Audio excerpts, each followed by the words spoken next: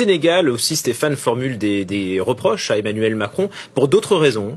Oui, alors, parce que quand vous écoutez le discours d'Emmanuel Macron, il l'a dit plusieurs fois, et il a même dit dans son discours du Nouvel An, ou quand il a rendu visite aux militaires sur la base à Djibouti, que le départ finalement des militaires français de l'Afrique est une volonté française, et que ce départ, dans le cadre de la réorganisation des dispositifs français en Afrique, a été négocié, et par politesse, c'est un mot qui a beaucoup agacé, à juste titre, la France a laissé la primeur ou la primauté de l'annonce de cette restructuration aux dirigeants africains. C'est vrai dans certains cas, la Côte d'Ivoire par exemple, mais ça ne l'est pas forcément dans le cas du Sénégal.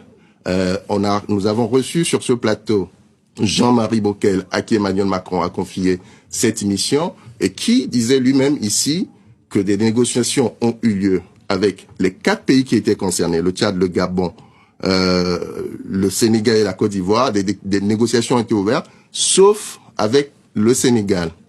Parce que, nous disait-il, le Sénégal était dans un contexte politique intense ou agité, si vous voulez, qui ne permettait pas d'avoir cette négociation-là. Donc, la déclaration des Sénégalais, Ousmane Sonko, exactement, était à juste titre, comme le souligne Ousmane Sonko, une déclaration proprement sénégalaise, pour utiliser ces termes, une décision qui a été prise en toute souveraineté.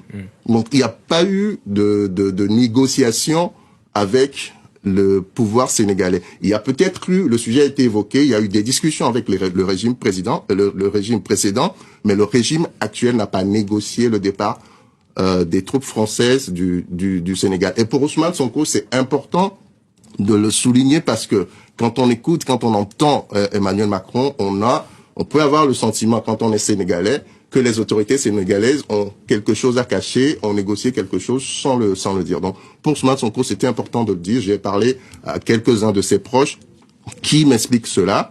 Et du côté français, on le reconnaît à demi-mot. Il n'y a pas eu de négociation. Cette déclaration, cette volonté de demander le retrait des Français était une décision purement sénégalaise.